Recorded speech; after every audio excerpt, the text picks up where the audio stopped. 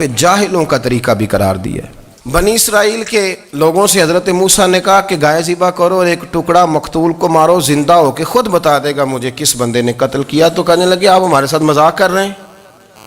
تو قرآن مجید کہتا ہے کہ حضرت سیدنا موسیٰ علیہ السلام فرمانے لگے اعوذ باللہ ان اکون من الجاہلین، فرمانے لگے میں اللہ کی پناہ مانگتا ہوں کہ میں جاہلوں میں سے ہو جاؤں۔ یہ مذاق کرنا تو جاہلوں کا طریقہ ہے۔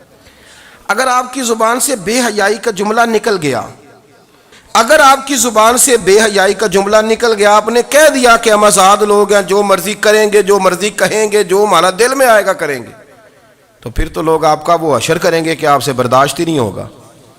جس کا لوگ مذاق بنا لیتے ہیں اور جو مذاق بن جاتا ہے پھر اسے کوئی جینے دیتا ہے۔ آپ حیا کی چادر میں چھپیں گے تو بچیں گے۔ اگر آپ نے اپنا مذاق بنوا لیا یہ کہہ کے کہ میں نے مرضی کرنی ہے، پھر یاد رکھنا چھپنے کو جگہ نہیں ملے گی، پھر تکلیف میں آ جائیں گے، پھر بہت بڑی اذیت کا شکار ہو جائیں۔ شرم و حیا، عرب کے اندر جو کنواری لڑکیاں تھیں ان میں بڑی حیا ہوتی تھی۔ الحمدللہ میں بڑے فخر سے کہتا ہوں کہ میرے پنجاب کی، میرے پاکستان کی بیٹیاں بھی 20 دفعہ ان کا ابا کہے تیری شادی کرنی ہے تو وہ آنکھ نہیں اٹھا پاتی آج بھی۔ یہ تو وہ چند لوگ ہیں جو کہتے ہیں ہم ہائی کلاس ہو گئے، ہمیں نہیں پتا کہ وہ روشن خیال ہو گئے ہیں کہ روغن خیال ہو گئے، پتہ نہیں کدھر چلے گئے۔ ورنہ ہماری بیٹیاں آج بھی جب ان سے ان کا باپ، ان کی ماں بات کرتی ہے تیری شادی کی، تو وہ تو شرم کے ساتھ پچھلے سے پچھلے کمرے میں چھپتی ہیں۔ یہ اللہ نے فضل کیا ہوا ہے اس ملت پر۔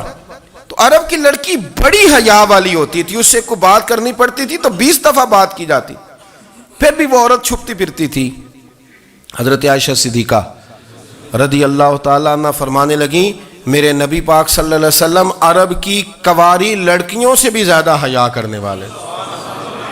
قاضی اعجاز مالکی نے، شیخ عبدالحق محدث دہلوی نے، دیگر بزرگ جو سیرت نگار گزرے انہوں نے لکھا ہے کہ نبی پاک صلی اللہ علیہ وسلم کے اندر 100 مردوں سے زیادہ طاقت تھی، 100 مردوں سے زیادہ طاقت۔ اب جو بات کہنے لگا ہوں، جو نتیجہ دینے لگا ہوں، اس پر خاص توجہ آپ فرمائیں گے۔ ذرا فکری طور پر، نظریاتی طور پر ایک چیز کو سمجھیے۔ ہم سمجھتے ہیں کہ جوان لڑکا ہے جی جو مرضی کرے، عمر ہے جی۔ آپ ذرا بات پر غور کیجئے گا کہ حضور صلی اللہ علیہ وسلم میں طاقت 100 مردوں سے زیادہ ہے اور حیا کنواری لڑکیوں سے بھی زیادہ ہے۔ ذرا اس بات کا تقابلی جائزہ کیجئے گا کہ طاقت 100 مرد سے زیادہ ہے لیکن حیا کنواری لڑکی سے بھی زیادہ ہے۔ اس کا معنی یہ ہوا کہ جس ٹہنی کو پھل زیادہ لگ جاتے ہیں وہ جھکا کرتی ہے۔ تو حیا تو حسن ہے، حیا تو آپ کو پاک صاف کرے گا، حیا تو آپ کو نرالا کرے گا، انوکھا کرے گا۔ وہ ہمارے ایک دانشور ہے، انہوں نے مضمون لکھا، کئی باتیں بڑی پسند آتی ہیں۔